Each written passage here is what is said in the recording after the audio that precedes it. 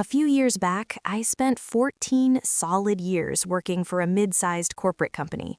For most of that time, about 12 years to be exact, things were actually pretty good. The workload was manageable, the team got along well, and while it wasn't my dream job, it was stable, comfortable even. I knew what I was doing, people respected my work, and I had built a routine I could rely on. Then, everything changed. Our department got a new supervisor. The frustrating part, he wasn't new to the company. He had been one of us, a colleague, someone we worked alongside every day. But the moment he got promoted, it was like a switch flipped. The guy we used to joke with turned into someone none of us could recognize. Power went straight to his head. Suddenly, everything became a control game. Every interaction felt like a test, every task like a setup. He had this constant need to prove he was in charge, even when it wasn't necessary. Simple things turned into complicated processes just so he could insert himself and remind everyone who the boss was. At first, I tried to give him the benefit of the doubt. Promotions can be overwhelming, and not everyone adjusts smoothly. I figured maybe he just needed time to settle into the role. But time didn't fix anything. If anything, it made things worse. He developed this habit of delegating almost everything, his actual responsibilities, to the rest of us.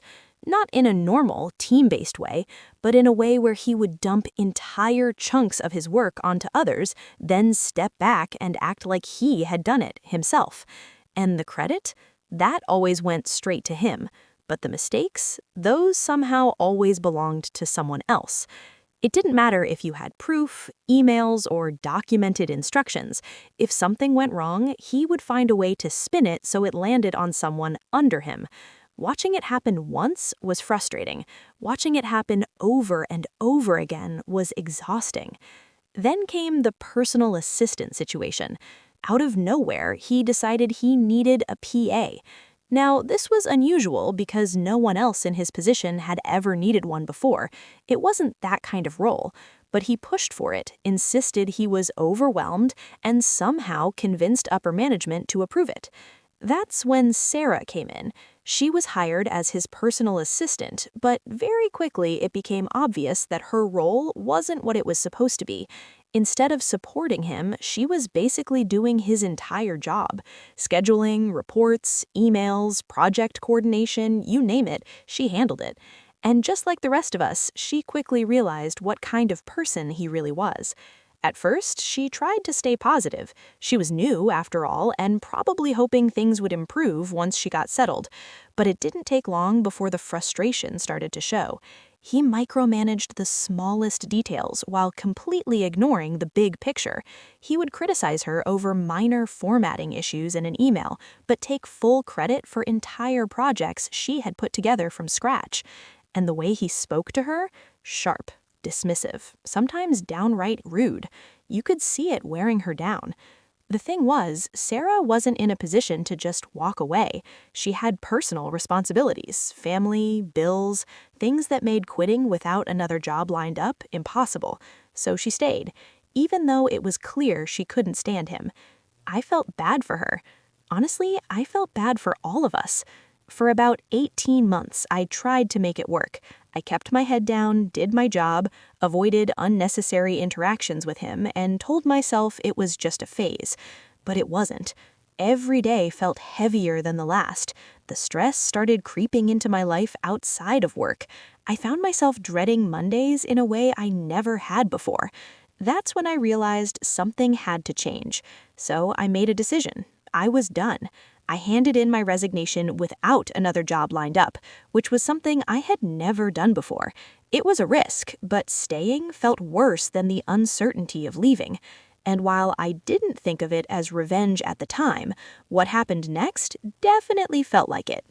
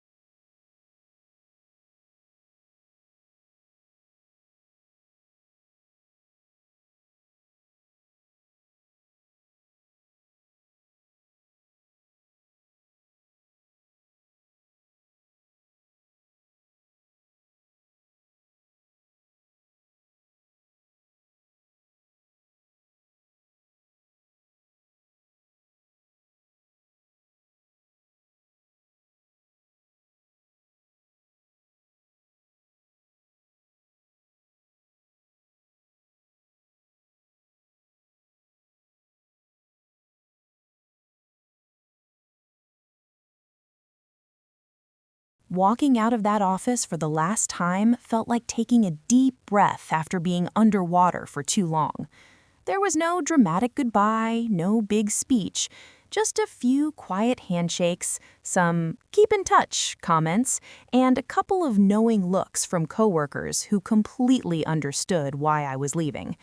And honestly, most of them weren't surprised, because by that point, everyone had felt it. The tension, the frustration, the constant pressure of working under someone who made even the simplest tasks feel exhausting. But before I fully closed that chapter, I did one thing. Something small, but meaningful. I helped Sarah get out too. Over the months, we had talked a lot. Not in a gossip way, just real conversations about work, stress, and how draining things had become. I knew she was stuck, not because she wanted to stay, but because she didn't feel like she had a choice. So I reached out to a contact I trusted, someone at another company I had worked with before. They were looking for someone organized, reliable, and capable of handling multiple responsibilities. Basically, someone exactly like Sarah. I put in a good word for her. Strong recommendation, no hesitation. She interviewed, and it didn't take long. They offered her the job. Better pay, shorter commute, a healthier environment, the kind of position where she'd actually be valued instead of used. When she told me she got it, the relief on her face said everything. "I can't believe this," she said, almost like she was afraid it would disappear if she spoke too loudly. "You earned it," I told her. "Don't forget that." A couple of weeks later, she put in her notice, and just like that, our supervisor lost the one person who had been quietly carrying most of his workload. At the time, I didn't think of it as revenge. I just wanted to help someone who deserved better. But looking back, it definitely had an effect. Because without Sarah there, things started to fall apart. Fast. He actually had to start doing his own work again, and it showed immediately that he wasn't nearly as capable as he pretended to be. Deadlines started slipping, emails went unanswered, tasks that used to get handled smoothly suddenly turned into problems. And the rest of the team? They noticed. But here's where things really started to shift. My resignation, and then Sarah's, seemed to trigger something. It was like we had unknowingly broken some invisible barrier. One by one, other people started leaving too. At first, it was just one colleague putting in their notice, then another, then two more within the same week. Within a short period of time, 6 people from the department had left. 6! For a team that size, it wasn't just a setback, it was a full-on crisis. And the reason behind it wasn't exactly a secret. People talk. Word spreads, and when multiple employees leave at the same time, management starts asking questions. From what I heard later, upper management quickly connected the dots. Exit interviews told a very similar story across the board. Same complaints, same frustrations, same name coming up over and over again.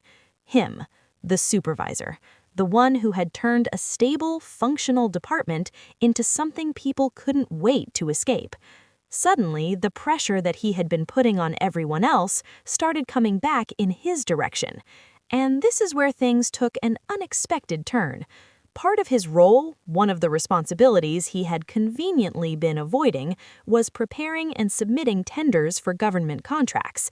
These were important, high-stakes projects that required careful planning, detailed documentation, and strict deadlines. Guess who had been handling most of that work before? Sarah. With her gone and most of the team depleted, that responsibility landed right back where it should have been all along, on him. And unfortunately for him, the timing couldn't have been worse, because he had already made plans, big plans. He had booked a family trip to the United States for Christmas, a full vacation, including a visit to Disneyland, flights, hotels, everything arranged. For most people, that would be something to look forward to all year. But there was one problem. The tender deadline was set for the end of December, and the work wasn't done. Not even close. Without a team to rely on, without a personal assistant to quietly handle everything behind the scenes, he was suddenly facing the reality of his own responsibilities. And from what I heard, he wasn't handling it very well.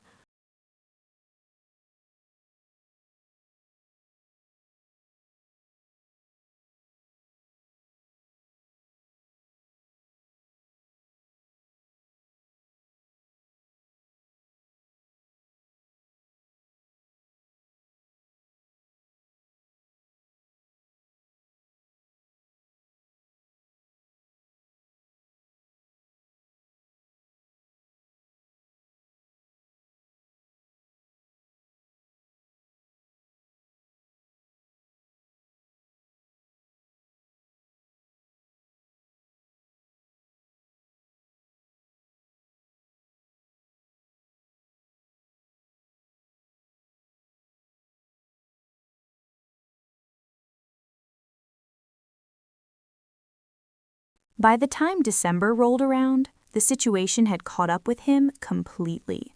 With most of the team gone and no one left to quietly pick up the slack, upper management finally stepped in. They had no choice. The department wasn't just struggling, it was barely functioning. And right at the center of it all was him. The supervisor, who had spent so much time pushing work onto others, now had everything landing right back on his own desk, including the tender. Now, this wasn't some small assignment he could rush through in a day or two. Government contracts required detailed proposals, accurate numbers, proper documentation, and strict deadlines. It was the kind of work that needed focus, experience, and, most importantly, time. Things he suddenly didn't have. Because while all of this was happening, his holiday plans were coming up fast. He had everything booked, a big family trip to the United States with Disneyland as the highlight, flights arranged, hotel reservations confirmed, probably an entire itinerary planned out. But the work? Still unfinished. And management knew it. At some point, a decision was made. His leave was canceled, just like that. From what I heard later, they called him into a meeting and laid it out clearly. The department was short-staffed, the tender deadline couldn't be moved, and there was no one else left who could handle it. They also made it clear that the staffing problem wasn't random, it was because of him. That part, I imagine, hit the hardest, because it's one thing to struggle quietly behind the scenes, but it's another to have it officially recognized, especially by the people above you. So while his family packed their bags and got ready for their holiday, he stayed behind, working, trying to piece together a tender that should have been done weeks earlier. I heard that his family still went ahead with the trip without him, which, if you think about it, says a lot.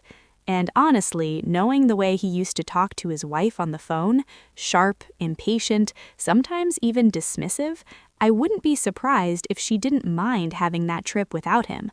Maybe, for once, she got a break too. As for the tender itself, I never found out all the details. Whether he managed to pull it together at the last minute or not didn't really matter to me, because by that point, I was already gone, and more importantly, I was in a much better place. Looking back, none of it feels like some grand revenge story. I didn't set out to ruin his situation. I didn't plan for half the team to leave. I didn't expect his holiday to get canceled. All I did was make a decision for myself, to walk away from something that wasn't healthy anymore. And in doing that, I helped someone else do the same. Everything else? That was just the natural result of his own actions catching up with him. If there's one thing I took away from the whole experience, it's this. You can only push people so far before they stop putting up with it. You can only take credit, shift blame, and avoid responsibility for so long before it comes around. And when it does, there's no one left to hide behind. In the end, he didn't lose Disneyland because of me. He lost it because when it really mattered, there was no one left willing to do his work for him. And that's a consequence you can't blame on anyone else.